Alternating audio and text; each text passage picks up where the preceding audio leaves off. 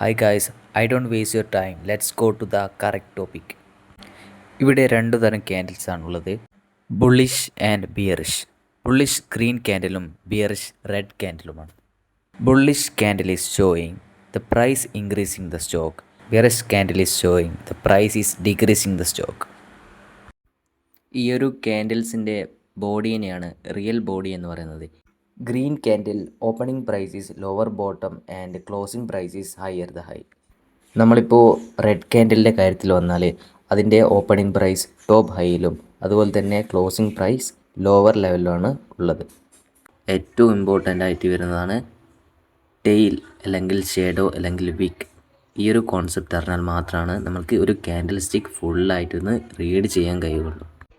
വിക്ക് represent ചെയ്യുന്നത് ഒരു time പീരീഡിലേക്കുള്ള ഒരു സ്റ്റോക്കിൻ്റെ ഹയസ്റ്റ് പ്രൈസും അതുപോലെ തന്നെ ഒരു സ്റ്റോക്കിൻ്റെ ലോവസ്റ്റ് പ്രൈസുമാണ് വിക്ക് റെപ്രസെൻ്റ് ചെയ്യുന്നത്. അടുത്തതായിട്ട് വരുന്നതാണ് ഡോജി ക്യാൻഡിൽ. ഇതിൻ്റെ opening and closing price same price റേഞ്ചിലായിരിക്കും.